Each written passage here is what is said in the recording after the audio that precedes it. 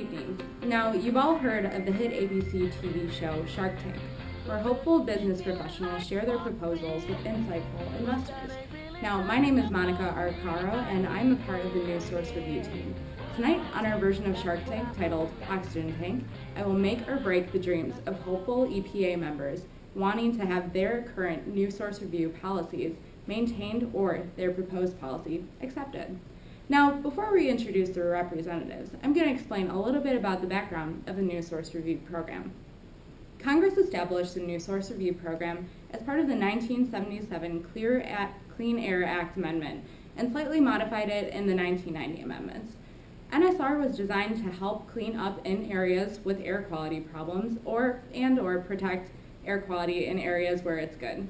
The News Source Review policy is a permitting process that requires an industry to undergo an Environmental Protection Agency pre-construction review for environmental controls if that industry proposes new building either new facilities or any modifications to existing facilities that would create a significant increase of a regulated pollutant.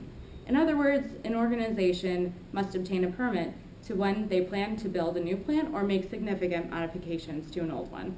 Now, let's meet our contestants. First, we have David Allen, who is proposing that NSR should maintain their current policies and current plans in the foreseeable future. Thank you, Monica. Since the implementation of News Source Review, there has been a significant decrease in air pollution.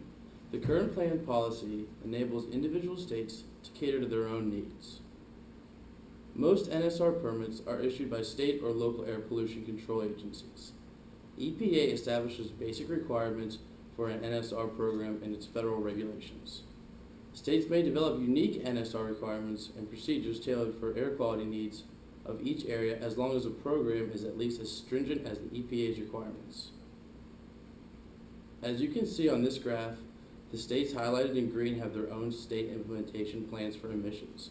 The states highlighted in blue rely on the EPA's NSR program, and states in pink have a combination of both the state implementation plan and the EPA's NSR program.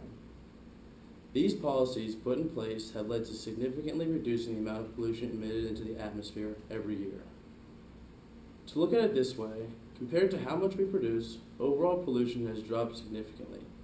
Consider that since the first Earth Day in 1970, U.S. population has increased by 50.25%, miles driven has increased by 159%, and real GDP has increased by 203%.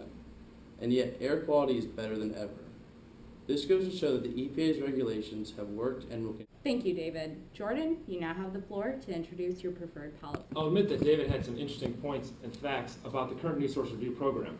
However, I believe that there's a better policy the United States could implement that would not only reduce emissions by even more, but also give organizations a better chance to be prepared as regulations on emissions become more strict. This policy would internalize emission costs on organizations, resulting in better overall air quality without inhibiting economic growth. This system is called a cap-and-trade system. A cap-and-trade system is a market-based approach to control emissions released by an industry by providing economic incentives to those who release low amounts of emissions. This system would provide companies the ability to trade permits to either receive an economic benefit or achieve a legal status. Under a tradable permit system, an allowable overall level of pollution is established, a cap, established by the government, and allocated among firms in the form of permits. A cap-and-trade system is currently being used for some types of emissions. However, this system could be refined to yield greater results and be used for every type of emission released by a facility. More specifically, the system would greatly reduce carbon emissions, which is a large contributor to the current global warming issue. This is a system that is currently being used in Europe. One of the major benefits of this system is that it would internalize costs produced by a company's emissions. For example, currently a company that uses a coal power plant to produce electricity in Ohio may produce electricity at 7 cents per kilowatt hour. The emissions released from this power plant may have an adverse effect on the health of residents in Pennsylvania. So the health costs for those residents increase at no further expense to the power plant. If these costs were internalized, the cost per kilowatt hour would increase to perhaps 15 or 20 cents. These negative externalities should be internalized by the company producing poor emissions. In this graph, we see private costs of a facility producing emissions, and we see the private costs plus the social costs of producing emissions. By internalizing the cost of producing emissions, a company would do their best to ensure the emissions their facilities are producing would be minimized to save more money. Therefore, the emissions would grow closer to the socially optimal level and create efficiency for the companies within the industry by allowing the system to operate as a free market system. Under the current New Source Review program, new regulations and restrictions emerge every few years without warning of when these policies will change or how strict they will become. Therefore, organizations struggle to meet these regulations each time a new one is in place. This is economically inefficient, especially during the recent economic recession. Under a cap-and-trade system, a detailed planned schedule would be created for the foreseeable future, so companies would know when emissions regulations would become more strict and when the number of permits would be reduced. This would allow organizations to plan and prepare to reduce their current emissions. And because these new regulations appear so often and unexpected in New Source Review, organizations make many minor modifications to old plants instead of simply building new facilities.